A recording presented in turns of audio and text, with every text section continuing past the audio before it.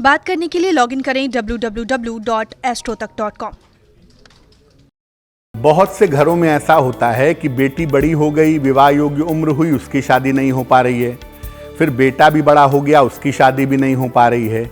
या घर में पहले बुआ थी, बड़ी महिला थी, उनका विवाह भी नहीं हुआ। यानी घर में विवाह योग्य लोगों की उम्र तो हो गई है, लेकिन किसी की भी शादी नहीं हो पा रही है।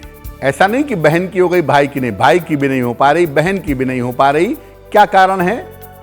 देखिए, जिन घरों में गलत आमदनी आती है, ज्यादातर, सामान्यतः, सब घरों की बात नहीं कर रहा हूं, लेकिन सामान्यतः जिन घरों में गलत पैसा आता है, ऊट-पटांग पैसा आता है, वहां पर इस तरह की संभावना थोड़ी ज्यादा होती है।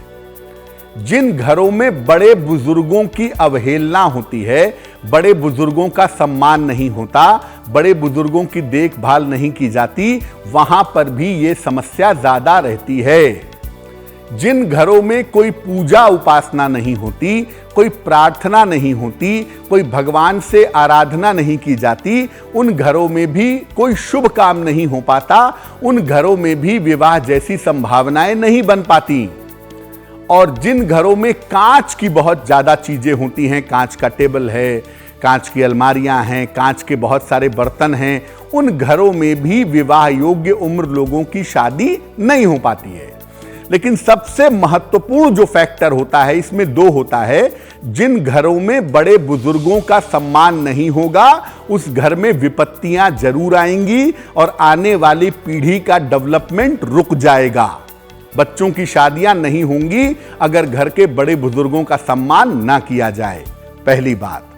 और दूसरी बात, 24 घंटे में आपके पास 24 मिनट भी नहीं है ईश्वर के लिए निकालने के लिए।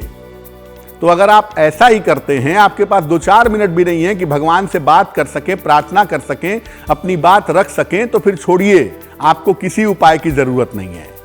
याद रखिए कि थोड़ा समय ईश्वर के लिए निकालिए। वो आप ईश्वर को कुछ नहीं देंगे, लेकिन अपनी बात कहिए, अपनी प्रार्थना करिए ईमानदारी से। जरूरी नहीं है कि आप मंत्र, स्तोत्र और स्तुति ही पढ़िए, लेकिन एक आम इंसान की तरह ईश्वर से जुड़ने का प्रयास करिए। जितना आप जुड़ेंगे, जीवन उतना ही सरल होगा। अब अगर आपके घर में विवाह योग्य बच्चे हैं और उनकी शादी नहीं हो पा रही है, तो क्या उपाय किया जाएगा? अपनी आमदनी का कुछ हिस्सा जरूर दान करिए। खासतौर से अस्पतालों में, मंदिरों में, धर्म स्थानों पर जरूर दान करिए। अपने घर के बड़े बुजुर्गों का ध्यान रखिए और जो भी आपके घर के बड़े बुजुर्ग हैं, उनका आशीर्वाद लीजिए। नियमित रूप से भगवान शिव और मां पार्वती से प्रार्थना करिए। देखिए, हर और गौरी, भगवान शिव और मां पार्वती आज भी हमारे आदि पिता हैं और हमारी आदि माता हैं। तो अपने माता पिता से प्रार्थना करने में कोई संकोच नहीं होना चाहिए। इसलिए नियमित रूप से, शादी के लिए ही कहना है, मंगल कार्य के लिए ही कहना है, अपने पिता माता से कहिए, भगवान शिव से कहिए, मां पार्वती से कहिए, प्रार्थना करिए, लाभ होगा। और घर में लकड़ी की वस्तुओं का प्रयोग करिए। लकड़ी की मेज का, लकड़ी की कुर्सी का ज्यादा इस्तेमाल करिए।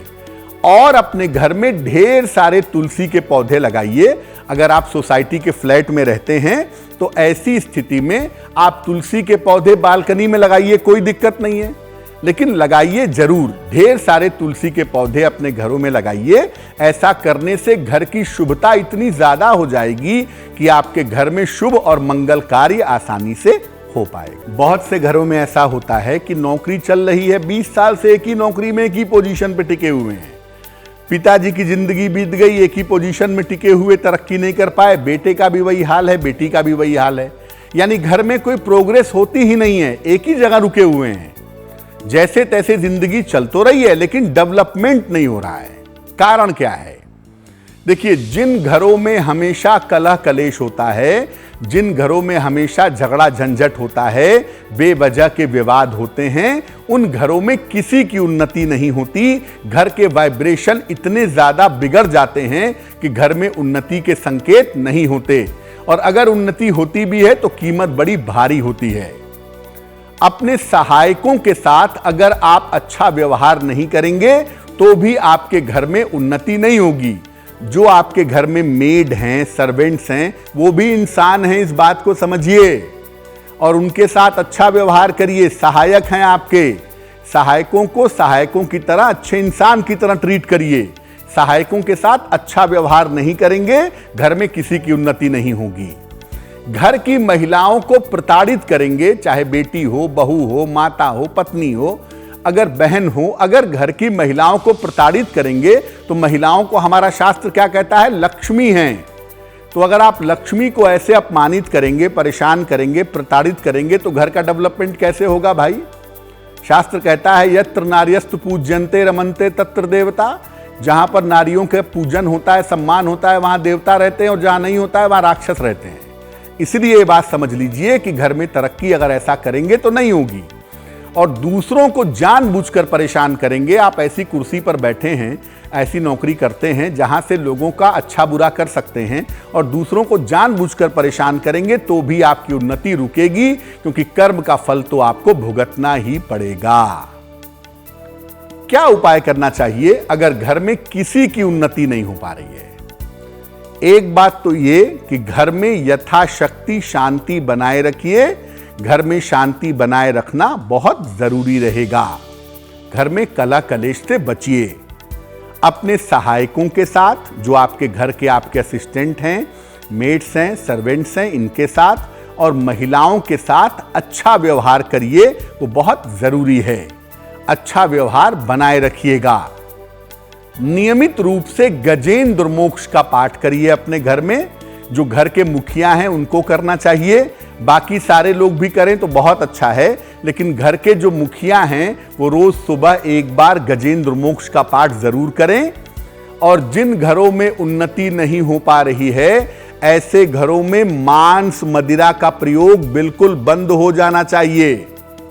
और उसके साथ ये उपाय करिए, अगर आप करेंगे तो धीरे धीरे आप लोगों की प्रोग्रेस होगी, आपके घर के लोगों की उन्नति अवश्य होगी।